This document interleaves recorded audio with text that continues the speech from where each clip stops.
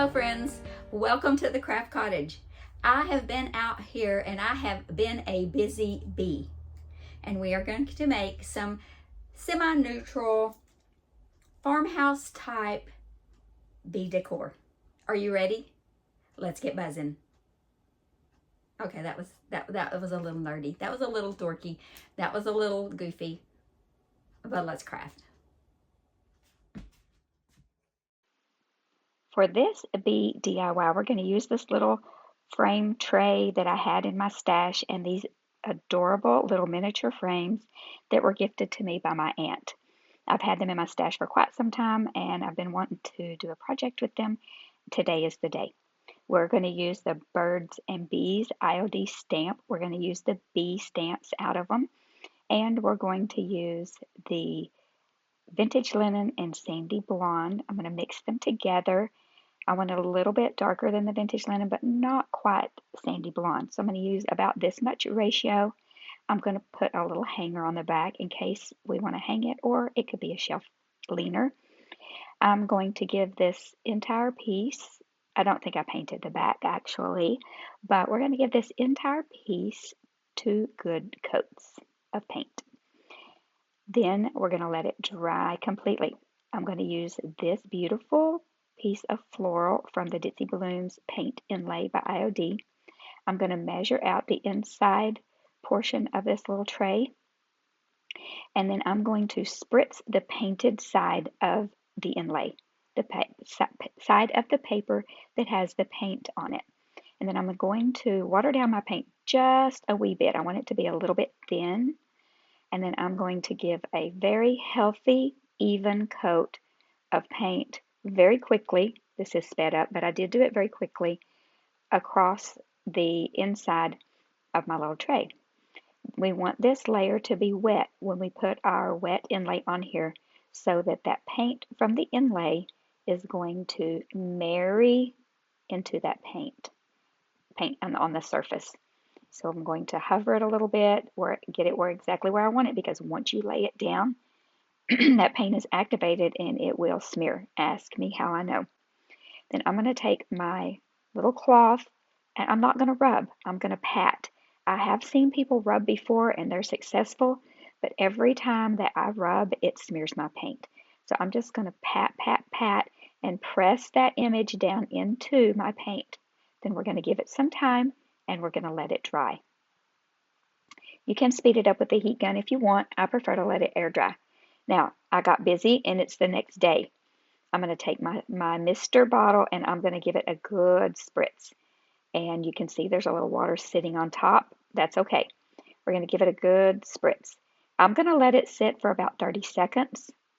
And then I'm going to take my little rag and I'm going to pat, pat, pat, pat, pat, and get the excess water off. And then we are going to peel and reveal this beautiful paint job that I did not have to painstakingly paint all those little florals. Isn't it just gorgeous? And doesn't it look like it needs some little bees swarming around all over it? I'm happy. I'm satisfied.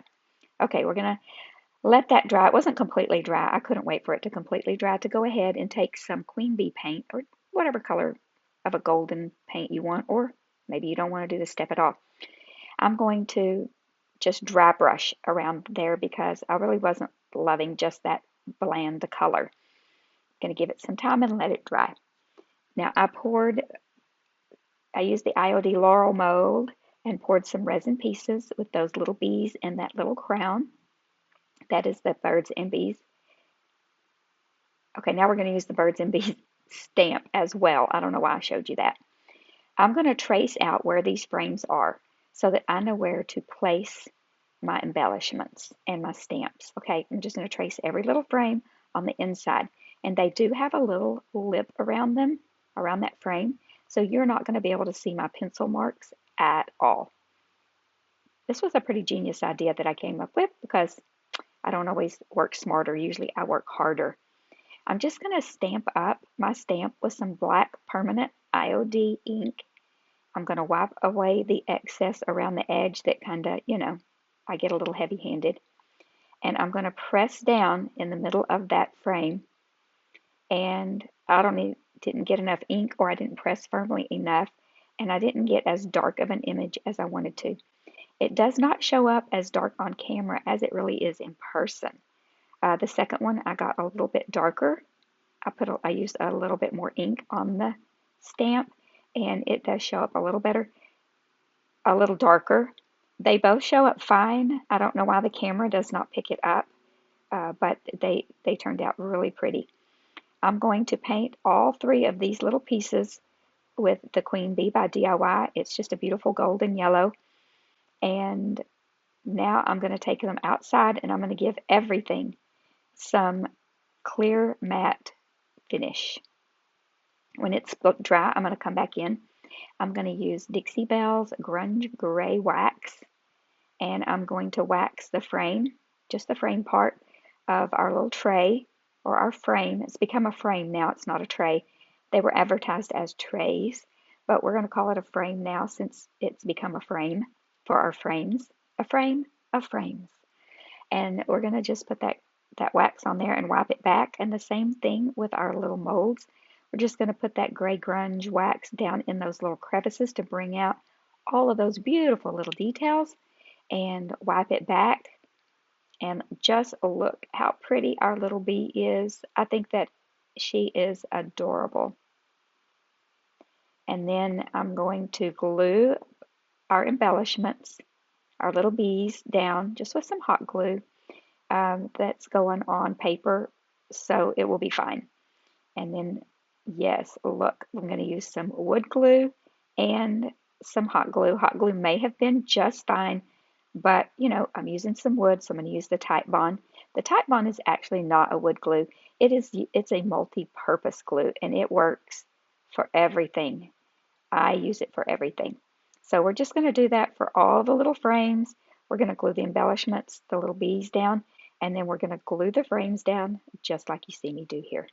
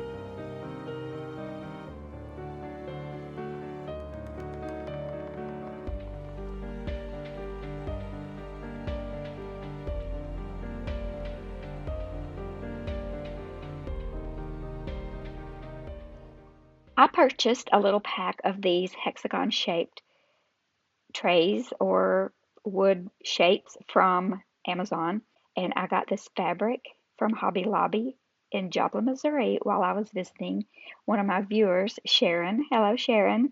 And this scripture was one that I wanted to showcase in this video. Kind words are like honey, sweet to the soul.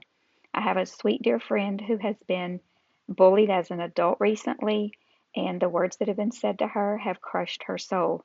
And so I just want to encourage everyone to use kind words because kind words are sweet to our soul. It's biblical.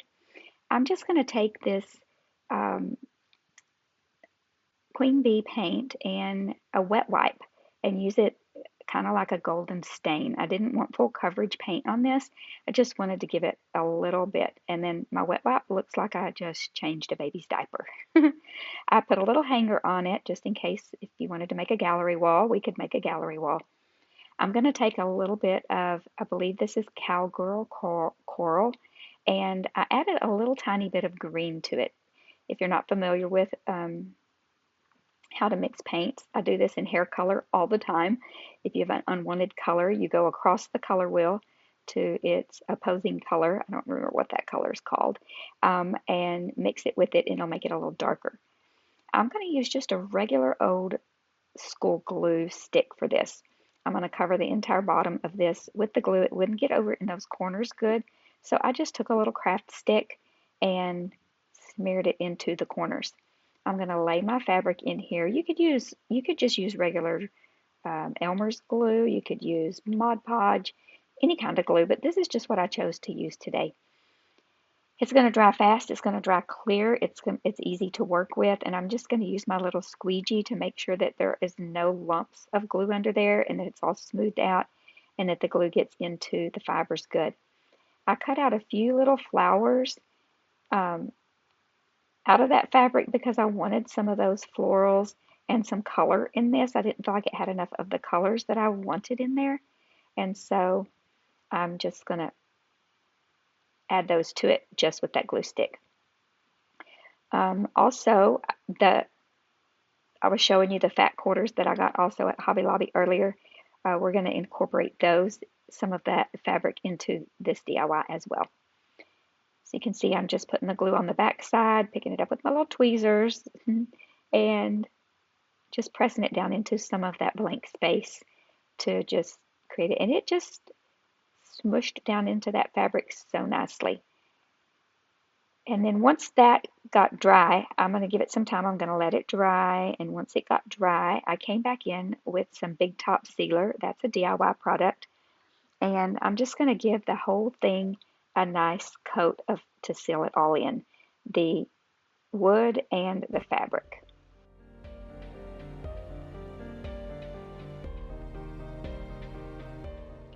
Then we're going to give it some time and we're going to let it dry.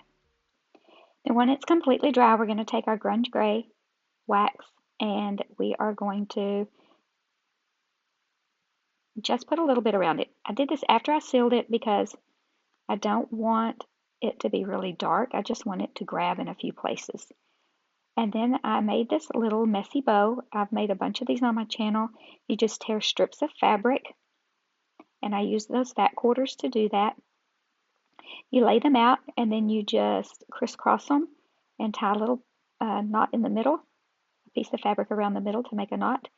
And then I'm just going to glue it up to this corner, or this little section like you see me doing here. And I decided to kind of glue the tails down a little bit so they would stay up there. This project is complete.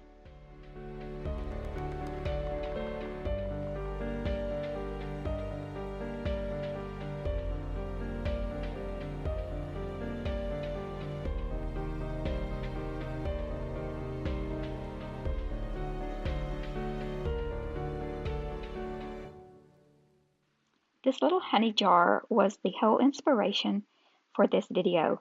It has this cute little honeycomb and bee's nest on each side. The labels came off so nice and clean. It has this screw-on flip-top lid. This honey is so delicious. And I'm going to have several more jars of these in the future. But I decided that I was going to do a DIY with this one. I'm going to take my Rust-Oleum white primer. I'm going to go outside and just give it a coat. It didn't have to be a perfect coat, but I needed something for this paint to stick to. And again, I'm going to use a little bit of green into that queen bee just to give it a little bit more depth. It'll just make it a little darker. If I add black to it, it's going to make it a little more gray. If I add brown to it, so you just need to add green, trust me. Not too much, or you're going to add the green color to it. Just a little bit. I thought I wanted to just kind of dry brush it on there. I definitely want to bring out the texture on the sides of the raised part, but then I decided I liked it better. I was going to stipple it, just stipple it on. The dry brush look I wasn't really that excited about, so I decided with this chippy brush just to pounce and stipple that paint on there. And once it was all completed, we're going to give it a little bit of time and let it dry. Once it was completely dry, this is how it looks. Look how cute that is and how pretty that paint job is. You can still see a little bit of the white through, and that was the goal. That's why I wanted to dry brush. I wanted to still be able to see a little bit of the white through. I'm showing you that the lid is going to screw on there. You're not even going to have to take it off. You'll be able to flip the top. I had some rice paper-ish I bought this on Temu. It was kind of like not always what you get, what you think you're going to get. But I put it, it's thicker than tissue paper. And so I put it through my printer and printed out these images off Canva. Now my paint was, I could see that my ink was going to smear, so I took this piece of paper outside and I gave it a good coat of top coat. And then I don't know why I thought I wanted to do the rip and tear, wet and tear method on this because that is not what I wanted at all. So once I got it all ripped out, I ended up taking a little pair of scissors, detail scissors, and cutting along the outside edge of this ring. I added our scripture for this week into this image. Honey, kind words are like honey, sweet to the soul, Proverbs 16:24. And we're going to decoupage this onto the jar. Now I am using Mod Podge. There we go. You can see the image. The ink did smear a little bit on that, but it's okay. I don't mind that look at all. If you're a little bit consistent with your OCD, I'm not consistent with mine, then, and I'm not belittling people who have OCD at all. I'm joking. I should not joke about stuff like that. I apologize to anybody that might offend. I should not have said that. I'm a little pedantic about certain things, but certain things not. I'll say that. I did mix a little bit of paint in with my Mod Podge, and I don't think it was necessary. I don't even know why I did that, but yeah. So I painted it on the back of the image, and I didn't get quite enough on there. I don't know. I was just kind of playing around with this. So Mod Podge it however you want to. I just don't like the look of Mod Podge all over my project. I know if you like that, go ahead and just do it all over, but I don't particularly like that kind of plastic look that it gives. Now, I've seen a lot of my friends on YouTube use this method to smooth out their decoupage projects, and it worked great. We're going to give it some time and let it dry. On the other side, I chose this image, and it did have a little bit of ink smear on it, and when I Mod Podged it, I thought about using this image, but when I Mod Podged it, it got a little bit even, and I just used regular Mod Podge. It smeared that part a little more, even though I sealed it. I don't know why. I tried to take a baby wipe and kind of wipe it back a little bit, and it did help. But like I said, this is kind of almost vintage looking, so it's not really bothering me that bad. It's kind of a black and white image, so this is going to be the predominant side anyway. I'm going to take it outside and I'm going to spray it with my matte clear top coat. Now it's all dry and it's got a beautiful matte finish. I'm going to take the gray grunge again, just with what's in the brush already, whatever's left over in the brush. And I'm going over it to bring out those details in that raised portion on the sides predominantly. And then the texture that we had from stippling, and then just lightly over the image to seal it in. The lid fits perfectly. It looks great. And then I thought it needed something around the base of the lid. You know how we do. I tried to use that fabric you see over on the left, and it was too bulky. I didn't like it. And I always think that jute looks good with bees. And so I got out some of this thicker jute rope that I have. Jute twine, jute rope. I don't know which it is, but it's thicker than just a little piece of twine. And I'm just going to wrap it around a few times, hot glue it, and this project is complete.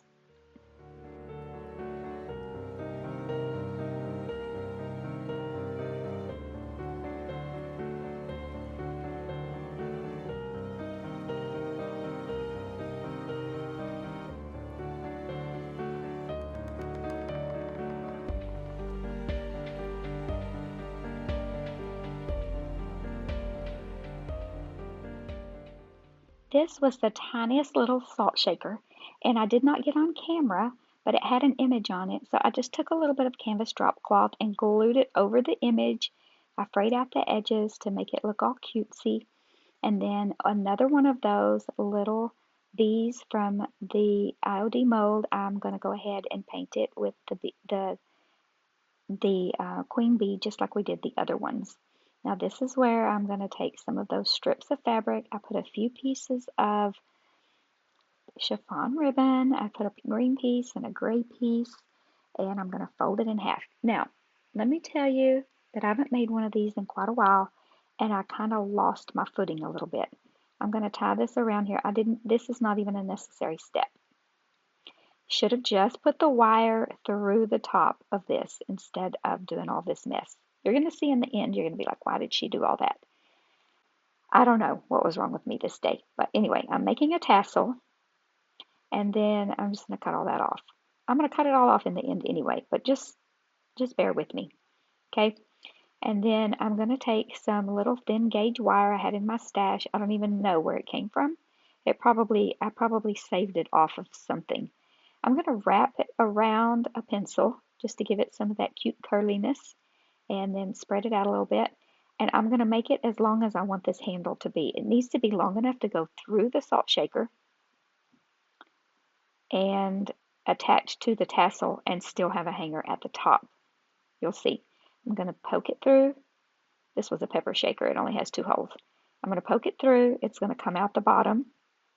I'm going to leave enough at the top for my hanger, however much I want at the top for my hanger. And then I'm going to see, I should have just folded my fabric in half right now and looped it through there. Instead, now I have to find all those loops, and I missed a few. You're going to see at the end when I'm pulling those fabric pieces, it's going to, you'll see. Okay, then I'm just going to twist that together, kind of like tie it up. Okay, making sure this is real tight and taut. Now you can use ribbon, you can use yarn, you can use all kinds of stuff in your tassel. I just used this because this is what was going with our little theme today. Now I'm going to twist that really tight. I'm going to cut it off with my little wire snippers. Then I'm going to use my needle nose pliers to smash it down into the fabric so nobody gets poked ever. Okay, we're going to smash it down in there, twist it and smash it so nobody's going to get injured. Then I'm going to pull it up really tight, and then I'm going to twist. This is optional, but I like the look of that little twisted part right there. And then that's all there is to this project, really. If I would have not tried to make a tassel first, because now I'm going to cut off that little piece I made the tassel with. So you can see I could have avoided that step altogether, and now that I'm like doing this, you can see there's a couple pieces that I missed when I put the pencil through. But it's okay, it turns out beautiful. Then I'm just going to trim up the ends to make them, they don't have to all be even, but I needed them to be a little shorter. And I didn't really want them all to be even. I think it looked, from my eye, I like it better when they're not all even. If you like them all even, cut them all even. We're going to grunge up the little bumblebee a little bit, just like we did in our previous DIY. And then we are going to use a little hot glue. We're going to glue her onto the pepper shaker. I called it a salt shaker earlier. And this project is complete.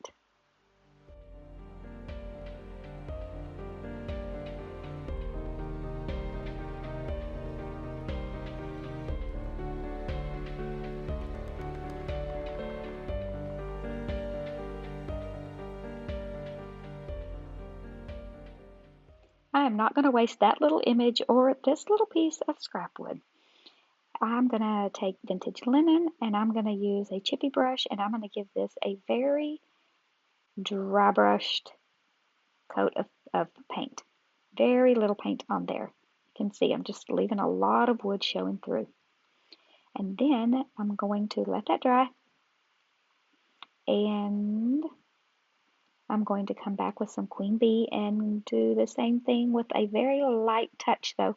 I don't really want to see a lot of it. I did it a little heavier, mostly around the edges, like you see there. And then we're going to let that dry. And then we're going to paint the back side of our little bumblebee with his little honeycomb, and we're going to let that dry completely because we're going to use the iron-on method. We're going to place it on our project where we want it, and we're going to use a hot iron. I'm using my little mini press by Cricut. HTV Romp makes a great one, or you can use your household iron as long as you have zero steam. Do not use steam. You will mess your project up. That is reactivating that Mod Podge and just sticking it down on there. It works, my friends. It works great. It's my favorite way to decoupage when it's possible. Then we're just going to keep on with that gray grunge wax through this whole video, and we are going to wax this and give it that little gray grunge look. I'm going to take a few more strips of that little fabric that we've been using that's all torn and ripped up. I'm going to tie a super, super loose knot. I'm going to leave that knot very loose, and we're just going to glue it to that upper corner. I'm going to pinch that knot together so that it creates a big fat, like it's a big fat knot. And this project is complete.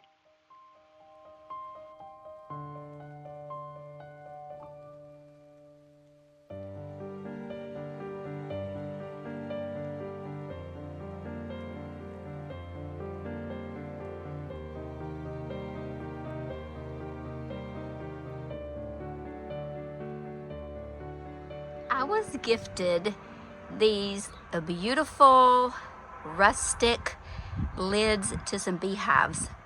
I don't really know all the correct terminology to use, but my friend and her husband have beehives. They have bees. And I guess they were changing out these, and she asked me if I wanted them, and of course I said yes. And they actually even delivered them to my house. What sweet friends. So I'm gonna take one and make something bee related for their front porch.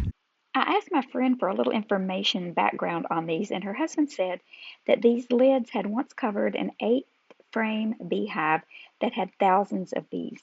The population would fluctuate dramatically based on the time of the year, with average hives around 30,000 to 60,000 bees during peak and decreasing to around 5 to 10,000 during winter. This is the one I chose to make a sign or leaner for my friend's porch or backyard or wherever she chooses to put it. I'm going to get my orbital sander out now and just give it a good sand to clean it up a little bit, and we'll be back to this piece in just a minute. But for now, let's make the embellishments. We're going to give this little plaque 2 coats of Queen Bee paint.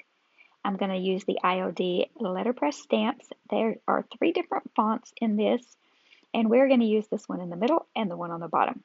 I'm going to get out the letters that say welcome. I'm going to place them on my sign the way that I want them to be, and then, we don't have 2 E's, so we're going to have to add the E, and that will work out fine. I'm going to use this thin mount that has lines on it so I can line my letters up. The back of the letters are sticky, so that helps them to stick to the thin mount. I'm going to ink it up with some black permanent ink, clean up all the ink that got wild. I did not get this straight. So all my pedantic friends, just look away. Just look away if you can't handle it. It's not straight. I'm going to go back in. I'm going to add the E. I tried to redeem myself by making the E a little bit crooked, but it's okay. It's for outside. Then we're going to add to our hive.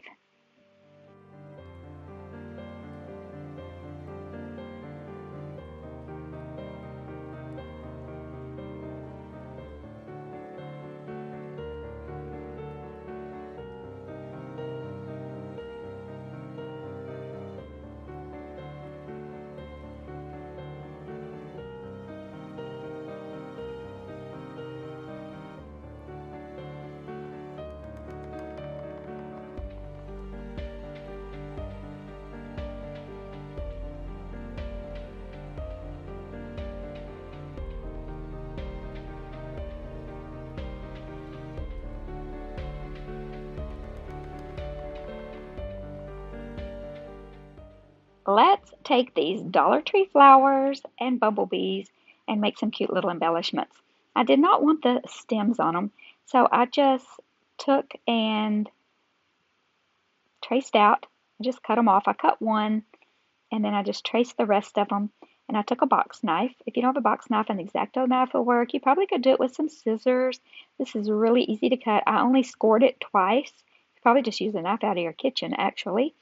But this box knife is super sharp and the blade is pretty durable. It just snaps right off. And then I just took and just kind of whittled out the rest of that little piece that, didn't snap out. And super easy, super quick. Then I had this wood filler I picked up at Habitat for Humanity for only $3. I did not realize it was going to be this dark red. Why I didn't think it was going to be that color, because the tag said it was that color. I don't know. I don't know. Anyway, I just was going to use that little spatula, but the screwdriver was perfect for these little holes. Then I decided I needed to put a little painter's tape on the back side so that the putty doesn't keep going all the way through. Works like a charm. And then I didn't even peel all that tape off when I glued them down because, I was gluing it to my project. Nobody's ever going to see it. Nobody's going to know. They're not going to know. So yeah, I did the bumblebees and all the little flowers, and this stuff dried so very quick. Then I just took my little finger sander, sanded it smooth on all of them, and yeah, and it painted over very nicely. I'm going to take two colors of pink, a dark bright pink and a light pink. These are DIY colors, and the color, yeah, I don't remember the colors. No, one of them's a Dixie Belle color. I can't even remember the names of the colors right now, but just a dark pink and a bright pink. And I'm going to sponge the colors on there, and while it's still wet, and with my same sponge, I'm going to dip it in the lighter pink because I want it to kind of blend. And then I should have smushed it around a little bit, but I was thinking I could blend it in a little bit better than that. But anyway, I just dabbed it on all the wet spots. And this is kind of the fun with chalk paint or acrylic paints is you can blend them pretty good as long as they're wet.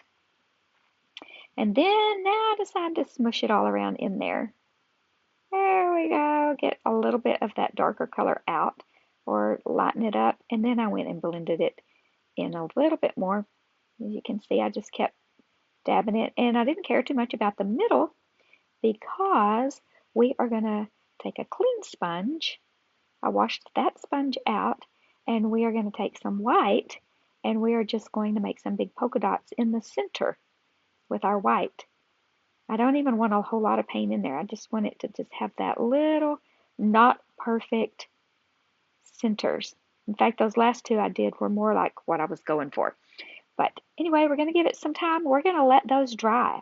It was actually a sunny, windy day. I put them out on the front porch of the craft cottage. The bumblebee, I didn't want to bore you with all the painting details. You can let me know if you like to watch me paint or not. But I just made the bee a little chubby. I painted it, you can see, the black and the queen bee and white wings.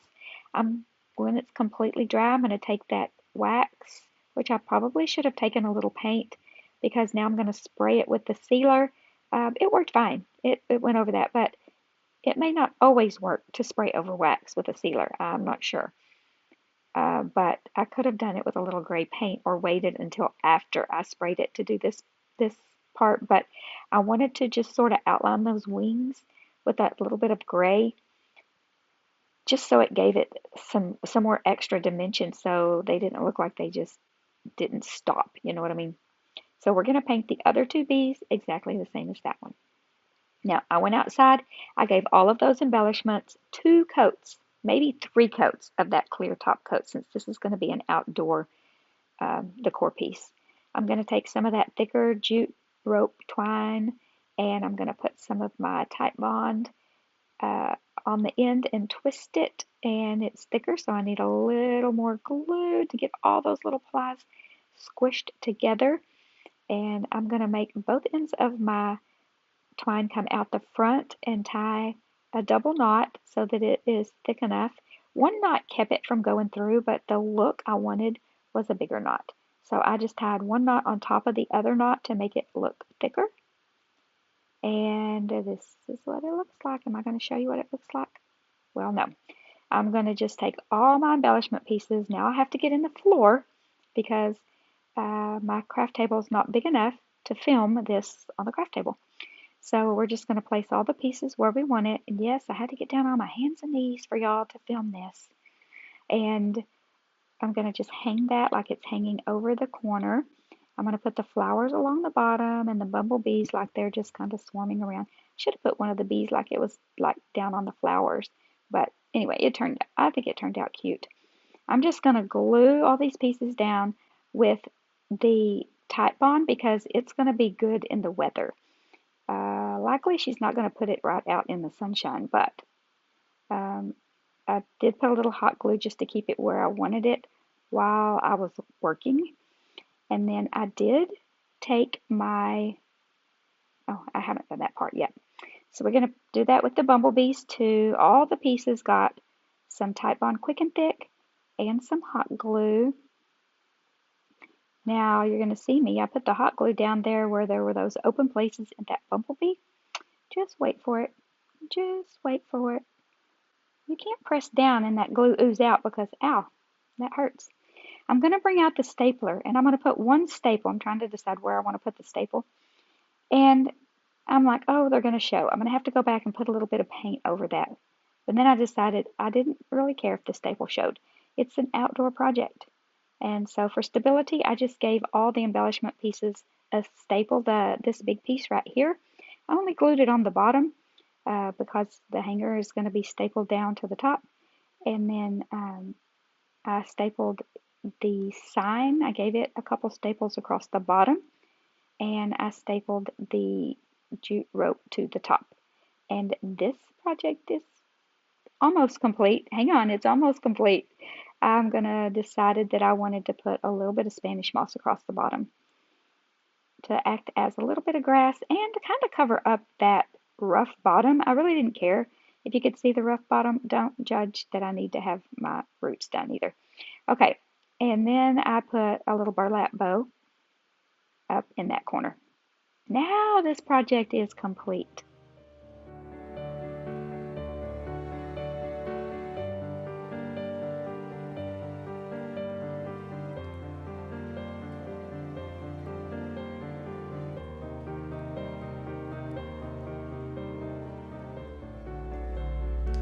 That's it for this video, my friends. Thank you so much for staying until the end. Go ahead and be sure and give this video a thumbs up. Leave a comment down below. Drop some emojis. You know I love them. You know I love to connect with you in the comments down below. Send me an email. I love to connect with you guys.